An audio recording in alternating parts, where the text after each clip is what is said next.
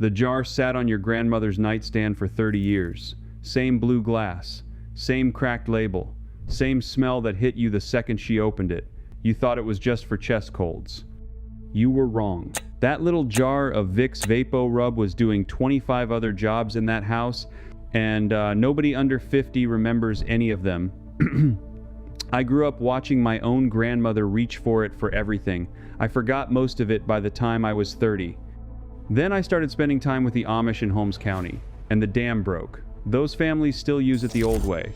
Not the way the box tells you. The way folks figured out between 1,894 and 1,965 before the pharmaceutical industry got involved. Before somebody decided you needed 25 separate products for 25 separate problems. The first time I walked into a farmhouse outside Millersburg, Ohio, I saw 3 jars of VapoRub on one shelf. 3. I asked the old man why. He laughed at me. He said, "Son, if you only know one use for this jar, somebody robbed you. By the end of this video, you will know all 25. And you will be angry nobody told you the other 24 before now." And the final one, the 25th, comes from a 1,957 instructional film that Procter & Gamble quietly retired from circulation. It involves something the Amish in Lancaster County still do every single winter. You already own a jar of this, or you can buy one for less than $8 at any pharmacy in America tonight. You do not need a doctor's visit. You do not need a $40 tube from the pharmacy. You just need to know what your grandparents knew before somebody convinced them to forget. So stay with me, because what comes next is not on the label, and there is a reason for that.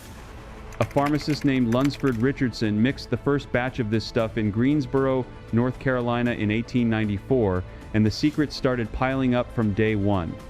Let me start with use number 1, the one that changed how I sleep at night during cold season. You put VapoRub on the soles of your feet, not on your chest, your feet. Then you pull thick cotton socks over them and you go to sleep. I thought it was nonsense the first time I heard it. A woman named Madeline wrote in to the People's Pharmacy column years ago and said she suffered through a respiratory virus with a cough so violent she could not lay down without choking. She tried it out of desperation. She said, long story short, it worked, and she is a believer. The science behind this is something the manufacturer will not officially endorse because the label says apply to chest and throat.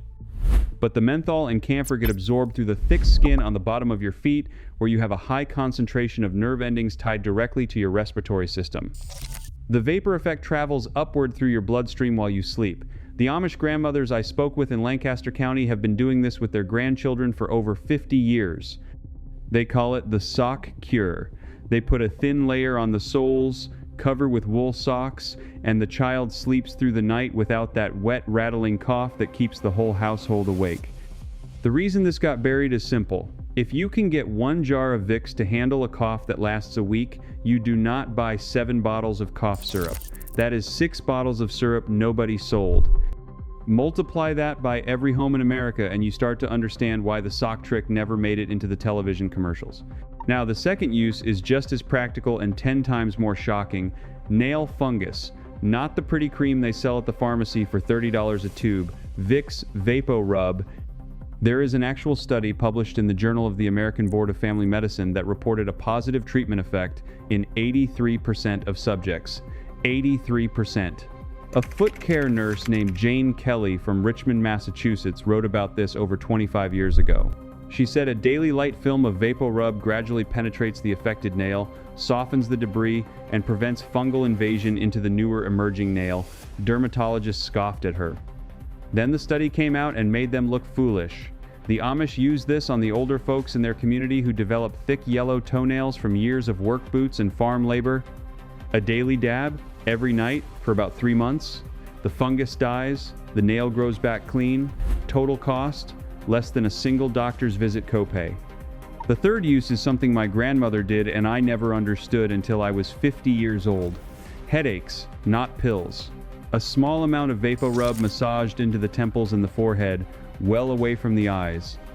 The menthol creates the same cooling sensation as an ice pack, but it triggers the nerve endings in a way that mimics what your brain interprets as relief. Health Grades documented this on their website. The scent itself triggers a relaxation response. For tension headaches and the early stages of a migraine, this works in minutes when you do it correctly. The fourth use is bug repellent.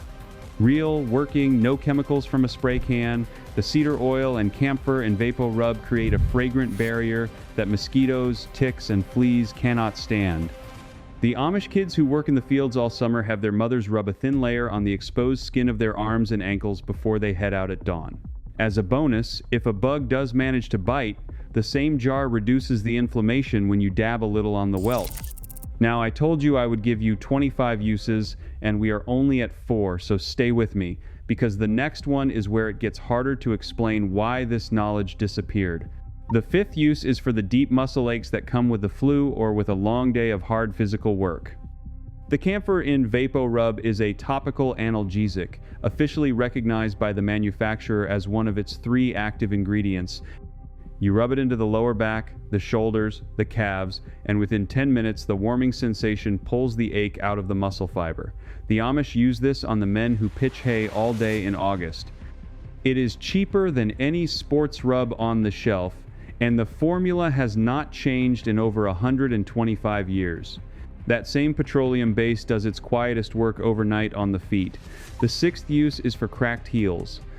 You put a thick layer on the cracked skin of your feet before bed, cover with socks, and within 4 nights the skin softens enough that you can file away the dead layer painlessly.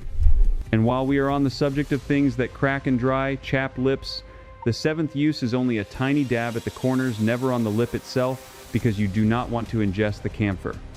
Here is one your grandfather would not have thought twice about. Splinters. Apply a small dab to the splinter and cover with a bandage.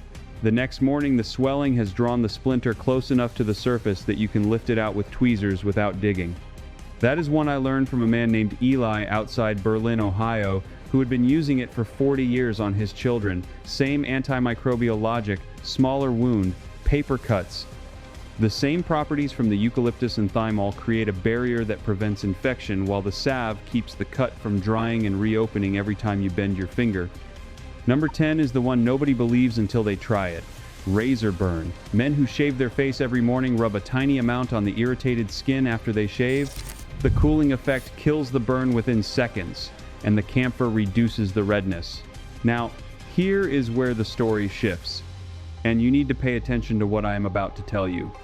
Because for over 60 years, everything I just told you was passed mother to daughter, grandfather to grandson, neighbor to neighbor. Nobody wrote it down in a manual. Nobody patented it. There was no money in teaching you how to use one cheap jar for 25 problems. There was a lot of money in convincing you that you needed 25 different products. So somebody had to decide somewhere along the line that the old uses would not be promoted. The manufacturer did not need to ban anything. They just stopped putting it in the advertising. They focused the label on coughs and chest congestion. The other 23 uses got pushed into the corners of memory, kept alive only in households that did not throw away what worked just because the television told them to buy something new. The Amish kept all 25. They did not have television. They did not have pharmaceutical sales reps coming through their communities. They had the same blue jar their grandmother had, and they had the memory of what it could do. That is why when I started spending time in Holmes County in the late 90s, I started seeing things I had forgotten my own grandmother used to do. And once I started asking questions, the dam broke. Let me give you the next batch, because this is where it gets really useful for the home. Here is one the women in these communities have been doing since at least the 1950s. Stretch marks. Some women have reported that consistent application of VapoRub made stretch marks 60 to 100% less visible within a week. The eucalyptus has anti-inflammatory properties that tighten and soften the skin. I would not recommend it for the face because the menthol can irritate the eyes, but for the abdomen, hips, and thighs it works, but the jar does not live only in the bedroom. Here is where it goes to work around the house. Cats. Number 12 is keeping cats off your furniture. You put an open jar near the couch corner, they keep clawing, and they will avoid that spot for weeks. Same principle for dogs that chew on baseboards or shoes. A light wipe of VapoRub on the surface, and they will not come near it again. Here is where I need to add a warning before I give you this one. Minor burns from the kitchen stove, but only after the burn has cooled completely under cold water. The menthol provides cooling relief and the camphor reduces inflammation. Never apply to an open or blistering burn. Number 15, and this is the one I use the most in winter, is for dry skin on the elbows and knees. A thin layer overnight, covered with an old long-sleeve shirt, and by morning the rough patches are smooth. And here is the one every parent in this audience has needed at 3 in the morning: earaches. A small amount of VapoRub on a cotton ball placed gently at the opening of the ear, never inside the ear canal, draws out the pressure and warms the area. The Amish grandmothers swear by this for children.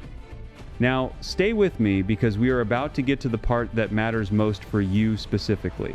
Now, if you already own a house and you are thinking this only applies to people building from scratch or people with farms and chickens, stay with me.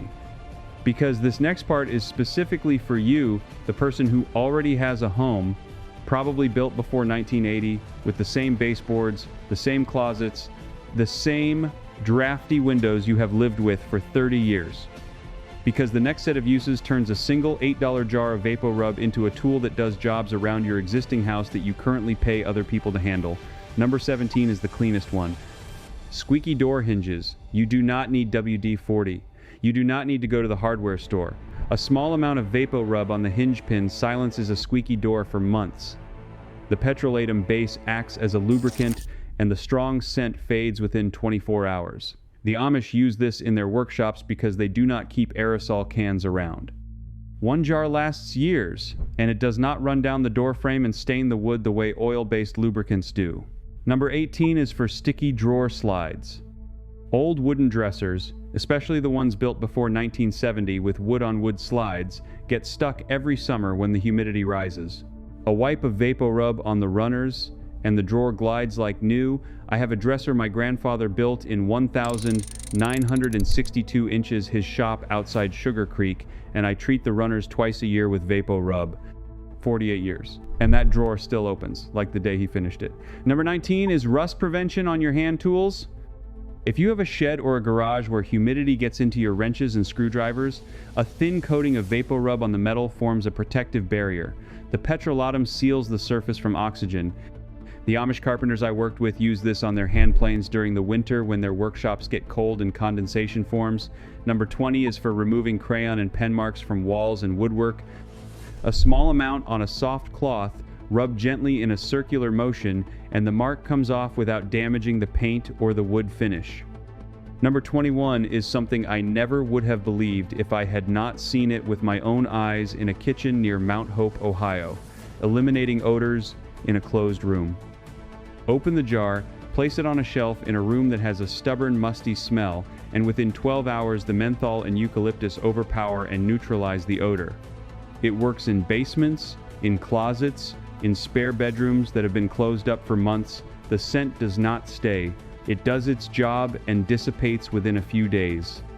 Number 22 is unsticking a zipper. Whether it is a coat zipper that catches every winter or a tent zipper that has been jammed for 2 seasons, a tiny amount of VapoRub on the teeth frees it instantly. The petrolatum lubricates without leaving an oily mess. Number 23 is for the rubber gaskets on your refrigerator door. If you have a fridge that is more than 10 years old, the rubber seal starts to dry out and crack, which causes your compressor to run constantly and your electric bill to climb. A thin wipe of VapoRub on the rubber, twice a year, keeps it supple and sealing properly. I learned this from an appliance repairman in Lancaster County who told me he had not had to replace a refrigerator gasket in over 25 years of doing this. Number 24 is for keeping deer out of your garden. Small dabs on cotton balls, hung from stakes around the perimeter of your vegetable patch, repel deer with the strong menthol scent. The Amish farmers I know swear by this for their kitchen gardens. They replace the cotton balls every 2 weeks during growing season. So you are sitting in your living room right now, and you have a house full of squeaky hinges, sticky drawers, drafty closets, and aging refrigerator gaskets. And every single one of those problems is solved with one jar that costs less than a fast food lunch. That is 24 uses The kind of practical, no-nonsense knowledge that built American households for 100 years and then quietly disappeared when somebody decided you needed a specialized product for every single task, under $8. That is what this jar costs. And what I am about to show you is the reason no one in the wellness industry will ever promote it for what it can actually do. The full guide, every use, every method, everything I have compiled from these communities is in the description. That guide is called the Amish Home System. Now stay right here, because what comes next is from a 1,957 film that Procter & Gamble never distributed to the public, and it changes how you will use this jar every winter for the rest of your life. But I promised you the 25th, the one that comes from the 1,957 instructional film, the one that the Amish in Lancaster County still do every winter. Stay with me, because this is the use that pulls everything else together. Let me set this up properly, because the 25th use is the one I want you to remember after you close this video. This is the one I was told about by an elderly woman in a kitchen outside Intercourse, Pennsylvania, on a cold January morning in 2003. She was 84 years old at the time. Her name was Lydia, and she had used VapoRub in this specific way every winter of her adult life. When I told her I had never heard of it, she looked at me the way you look at a child who does not know how to tie his own shoes. She said, "Eli, did your grandmother not teach you anything?" Here is what she taught me that morning. In 1957, Procter & Gamble released an instructional film for pharmacists and retailers titled simply Instructional Video for Applying VapoRub. It is mentioned briefly on the official Vicks history page, but the contents of that film were never broadly distributed to the public. It was meant as a sales training tool. In that film, one of the techniques demonstrated was something called the steam tent method, and it included a variation that was specifically recommended for the deep winter months in cold climates. You take a large stainless steel pot, you fill it with about 2 quarts of water, you bring it to a rolling boil on the stove, you turn off the heat, you add 1 full tablespoon of VapoRub to the steaming water, you stir it once. Then you take that pot, set it on a heat-safe trivet on your kitchen table or on a nightstand in the bedroom, and you sit near it as the vapor rises and fills the room. You do not put your face directly over the pot.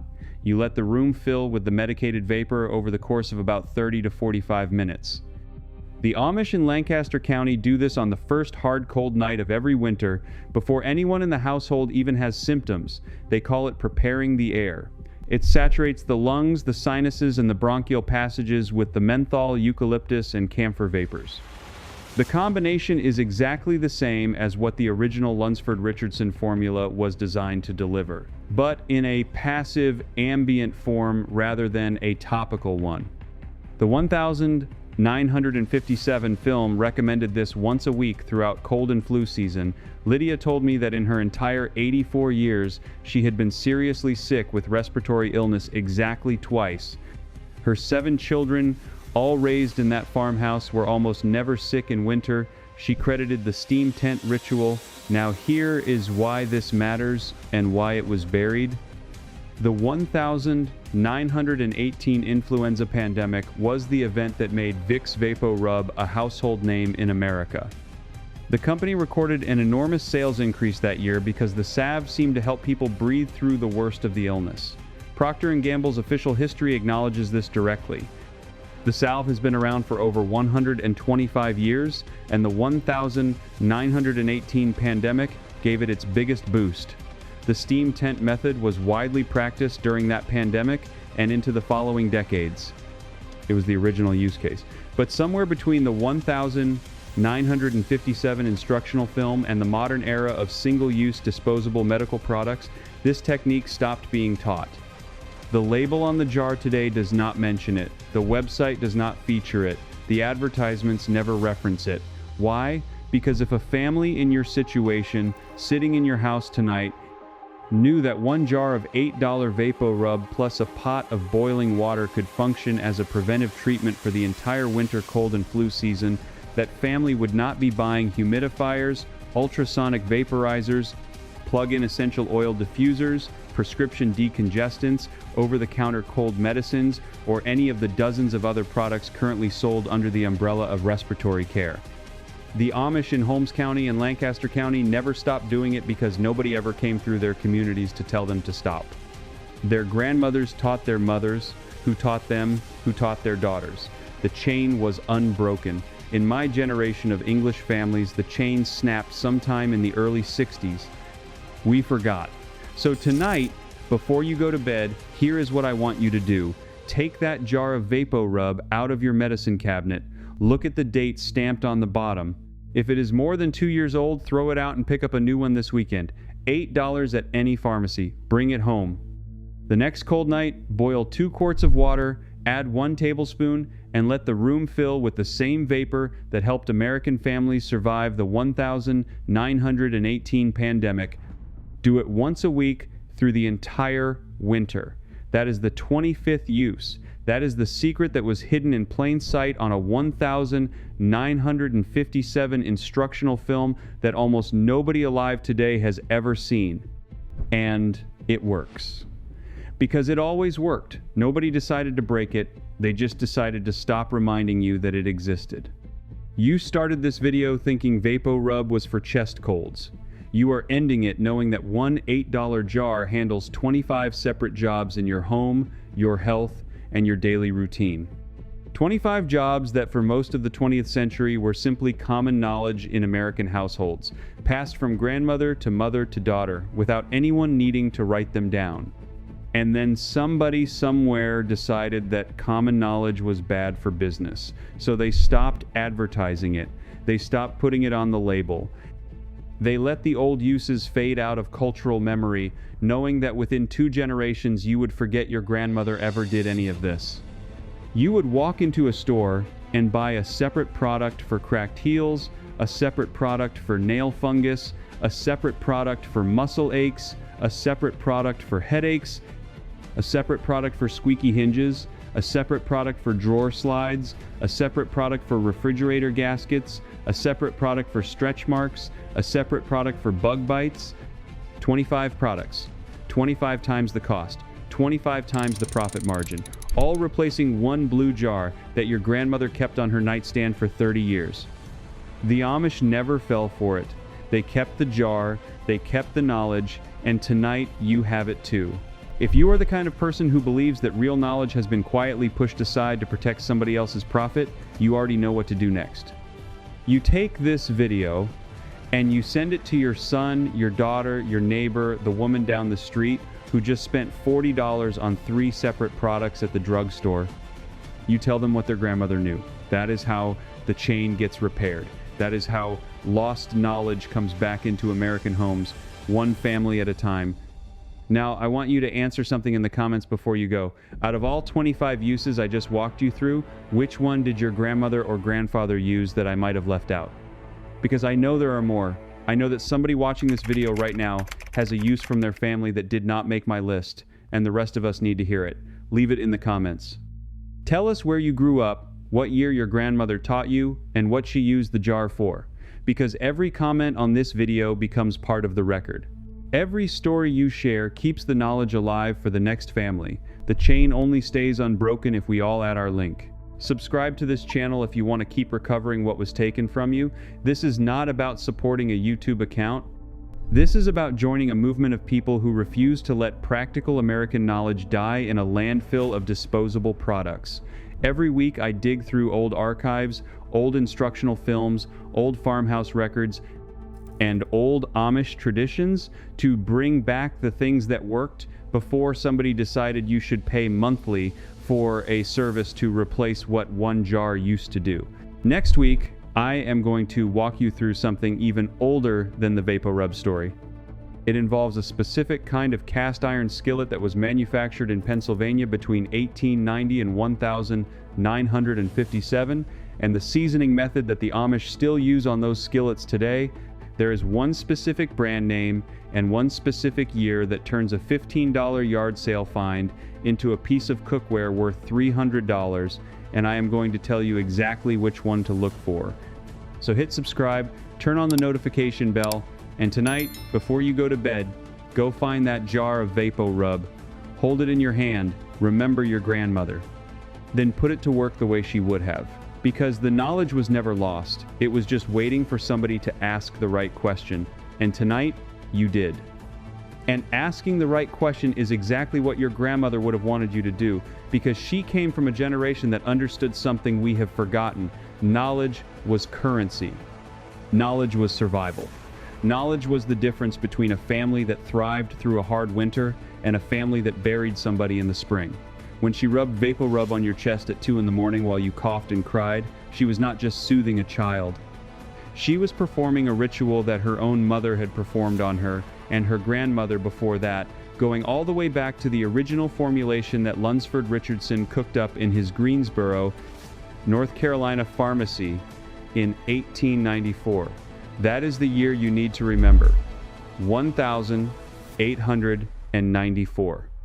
Because that is when a small-town pharmacist trying to help his sick infant son mixed menthol crystals imported from Japan with camphor, eucalyptus oil, and a petroleum jelly base, and accidentally created what would become the most trusted household remedy in American history. By 1905, Richardson was selling the salve under the name Vicks Magic Croup Salve, named after his brother-in-law, Dr. Joshua Vick, whose name was simply shorter and fit better on the label. By 1912, the company had reformulated and rebranded it as Vicks VapoRub, and during the Spanish flu pandemic of 1918, sales exploded from less than $1 million a year to nearly $3 million in a single 12-month period. Think about that. In the middle of a pandemic that killed 50 million people worldwide, families were reaching for this jar because it was one of the only things that seemed to bring any relief at all. The factory in Greensboro ran 24 hours a day. Workers slept on cots between shifts. They could not produce enough to meet demand. That is the legacy you are holding in your hand when you twist the lid off that little blue jar. Now let me give you a few more hacks before we close this out, because I promised you 25 and I want to make sure every single one is documented for the record. The next one involves piano keys. Yes, piano keys. If you have an old upright piano in your house, the kind with real ivory keys that have started to yellow and crack, a very thin layer of VapoRub applied with a soft cotton cloth and then immediately buffed off with a clean, dry cloth will restore the ivory's natural sheen without damaging the material the way commercial polishes do. Piano tuners in the 1960s used to carry a small tin of it in their tool bags for exactly this purpose. The eucalyptus oil draws out the yellowing oils that have built up over decades, and the petroleum base seals the surface against further moisture damage. I learned this from a piano tuner I met in Cincinnati who told me he learned it from his uncle, who learned it from a piano factory worker in Cleveland during the Depression. That is 4 generations of tradesmen passing down a single trick, and now it lives in your head too. Here's another one. Squeaky door hinges. Before WD-40 became the universal answer to every squeak in America, which by the way did not become widely available to consumers until 1958, families used what they had on hand. A small dab of VapoRub on a cotton swab, worked into the hinge pin from both the top and the bottom, will silence a squeaky door for 6 to 8 months. The petroleum base lubricates while the menthol and eucalyptus oils penetrate into the metal pores. It will not rust the hinge the way some oils do, and it will not drip down onto your floor or carpet the way liquid lubricants can. My own grandfather, who built houses in rural Indiana from 1947 to 1981, used this trick on every house he ever framed before the final walkthrough.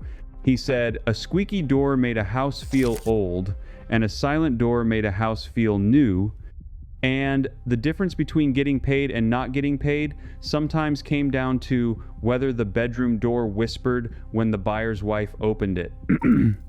Hack number 22 involves leather. Specifically, leather work boots that have dried out, cracked, and started to lose their flexibility. You take a clean rag, dip it lightly in warm water, then take a fingertip of VapoRub and work it in slow circles into the leather, especially around the flex points at the toe and the ankle. Let it sit for 20 minutes, then buff with a horsehair brush if you have one, or a clean cotton sock if you do not. The leather will absorb the petroleum base and become supple again. This was a standard trick among coal miners in West Virginia and Kentucky from the 1930s through the 1970s because a miner could not afford new boots every season, and a cracked boot meant a wet foot, and a wet foot in a mine meant trench foot, and trench foot meant you could not work, and not working meant your family did not eat. The stakes were that high. A jar of VapoRub kept boots alive, and boots kept miners alive, and miners kept families alive. That is the chain of consequence that this little jar sat at the bottom of for almost a century. Hack number 23. Sticky drawer slides, the wooden kind. In old dressers and bureaus and writing desks that were built before plastic glides became standard in the 1970s. You pull the drawer all the way out, flip it upside down, and rub a thin coat of VapoRub along the wooden runners on the bottom edges. Then you reach into the dresser cavity and do the same to the wooden tracks the drawer slides on. Replace the drawer, slide it in and out 5 or 6 times to distribute the petroleum jelly evenly, and that drawer will glide like it did the day it was built. I have used this trick on a 1923 Stickley dresser that belonged to my great aunt Margaret, and that drawer now opens with one finger when before you needed 2 hands and a knee against the frame. The original cost of the dresser when she bought it in 1924 was $42. Today it is appraised at $3,100. And it slides perfectly because of a hack that cost me about 6 cents worth of VapoRub. Hack number 24 is one that almost nobody knows anymore, but it saved more than a few marriages during the Cold War era. Snoring. If your spouse snores because of dry nasal passages, a very small amount of VapoRub, no larger than a half grain of rice, dabbed just inside the rim of each nostril before bed, will open the airways and humidify the breathing passages enough to dramatically reduce snoring for most people. This is not a cure for sleep apnea, and if your spouse stops breathing at night, you need to see a doctor. But for ordinary dry air snoring, this works about 70% of the time, according to informal records kept by a sleep researcher at a Midwestern university in the late 60s. That research sat in a filing cabinet for decades before it was finally shared, and it never drew the attention it deserved because the pharmaceutical industry was not interested in funding a study that recommended a product that already existed and cost less than $2. And finally, hack number 25, the one I saved for last because it is the one that ties everything together. Calm. Pure, simple, nervous system calm. If you are having an anxious night, if your mind is racing, if you cannot sleep because the worries of the day are still spinning behind your eyes, take that jar of VapoRub, open the lid, and just smell it. Not on your skin, not on a tissue. Just hold the open jar about 6 inches from your face and breathe in slowly through your nose for 4 seconds, hold for 4, exhale for 4, do that 10 times. The menthol triggers a parasympathetic nervous system response that lowers your heart rate and signals your brain that you are safe. Because that smell, for almost every American alive today, is the smell of being taken care of. It is the smell of a mother's hand on your forehead. It is the smell of a grandmother's quilt. It is the smell of surviving the night and waking up better in the morning. And your body remembers that even when your conscious mind has forgotten